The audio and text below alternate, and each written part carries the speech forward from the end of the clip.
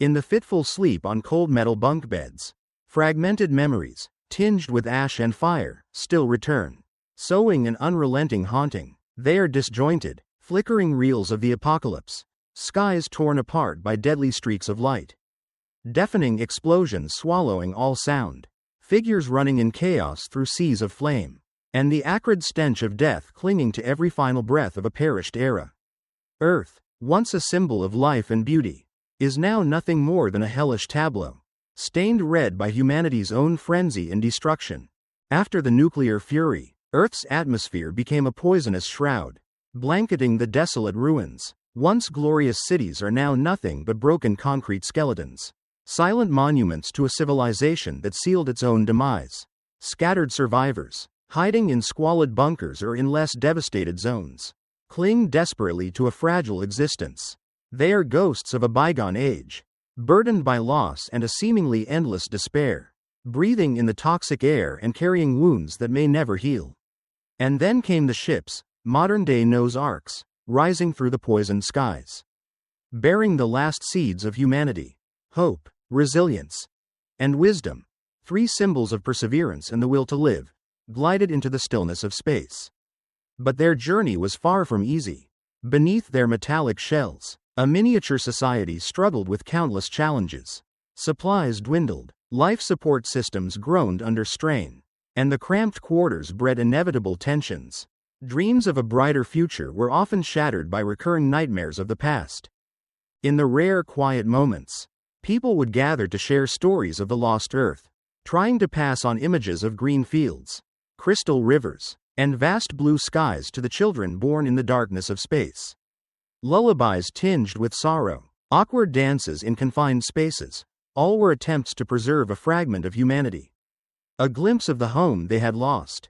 But deep within each heart lingered a vague fear. Would they ever truly find a place to begin again?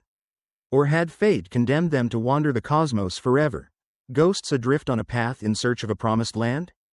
In the enclosed and silent space of the command deck aboard the starship, Hope, Captain Eva Rostova often sought solitude as a balm for a soul weighed down by the immense burden of responsibility. The pale blue glow from the control panel cast soft light onto her face, highlighting the wrinkles at the corners of her eyes, traces of countless sleepless nights and difficult decisions.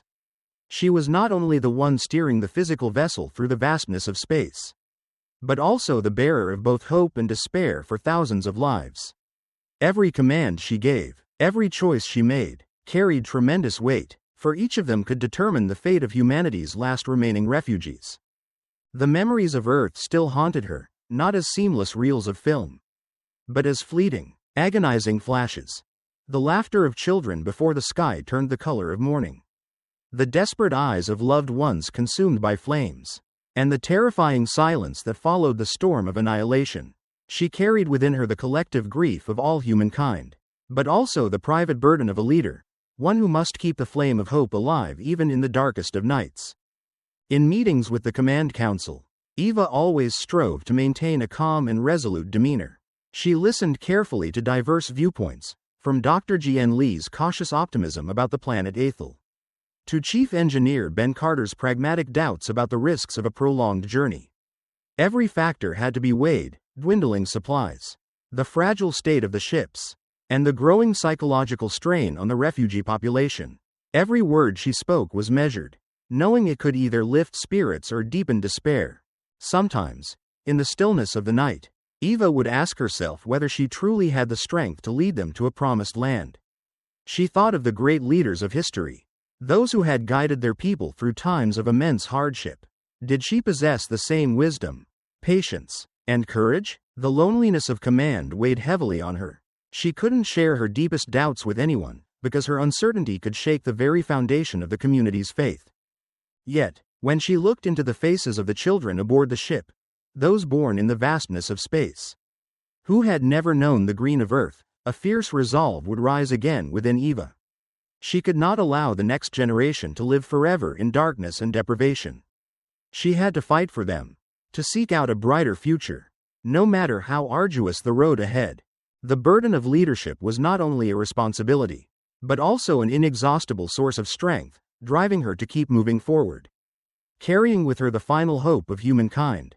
On the ship Wisdom, a space filled with soft blue light from countless holographic screens, Dr. Jian Li resembled a modern alchemist, tirelessly searching for the formula to revive humanity amidst the vast universe.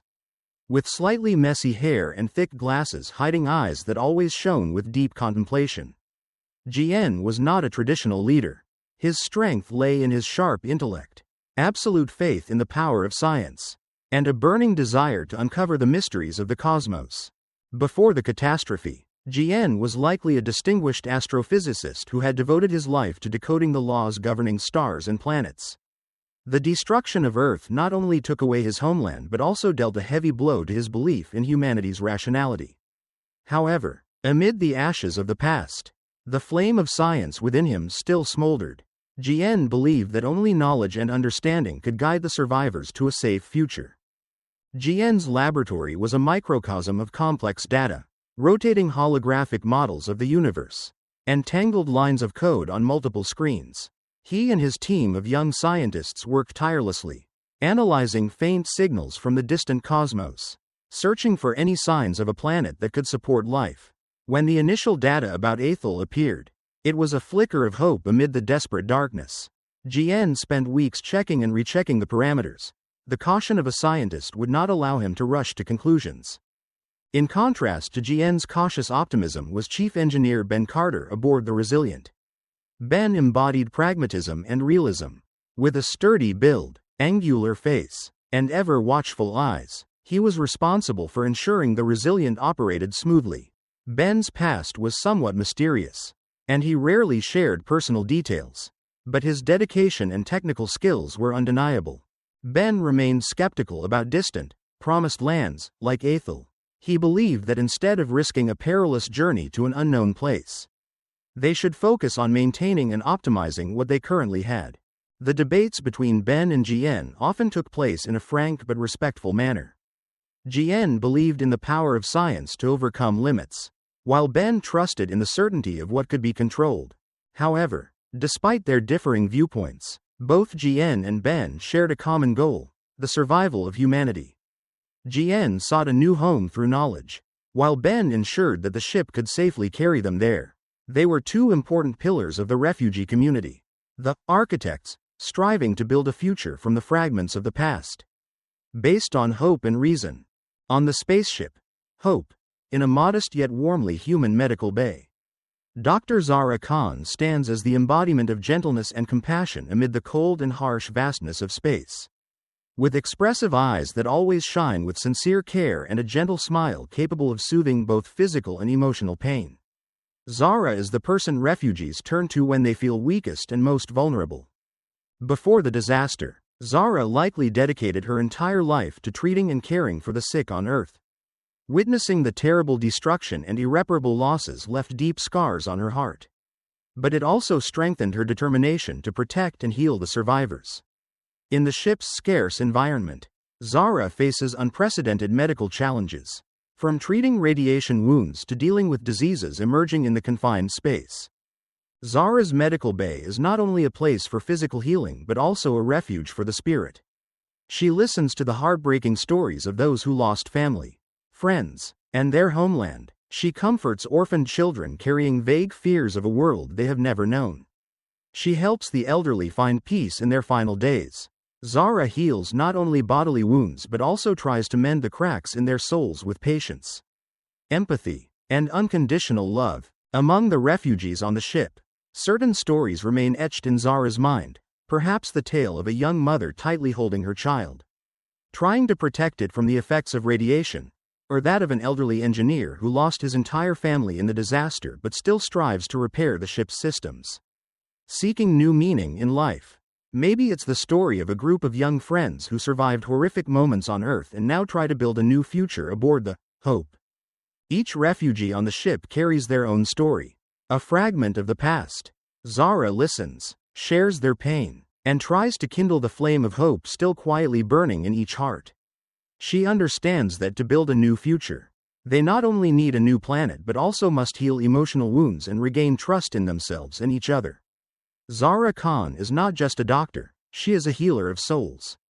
a warm flame in the cold universe, a symbol of compassion and hope for those trying to find meaning in life after the disaster. In the vast, silent expanse of space, where refugee ships drift quietly, monotony and despair sometimes become an invisible darkness that envelopes the minds of the survivors. Endless days stretch on with repetitive tasks, meager rations, and sorrowful conversations about a lost past. Hope for the planet Aethel still lingers, but the immense distance and unforeseen challenges leave many feeling disheartened. However, in that gloomy atmosphere, an unexpected spark flared, tearing through the dark night. On the ship Resolute, during a silent night watch, a young sensor officer named Elias was diligently monitoring the energy scan readings. His eyes, accustomed to staring into the infinite void, suddenly detected an anomalous fluctuation within the asteroid belt. It was not merely a source of energy, but a strange structure, a repetitive rhythm like a mysterious echo from the cosmos. Elias immediately reported his discovery to Chief Engineer Ben Carter. With his caution and experience, Ben spent hours rigorously analyzing the signal. He ruled out any ordinary natural phenomenon. Its complex structure and regular repetition suggested an artificial origin or at least an unknown phenomenon. A rare sense of curiosity and excitement spread through the Resolute. News of the mysterious signal quickly reached the ship's Hope and Wisdom.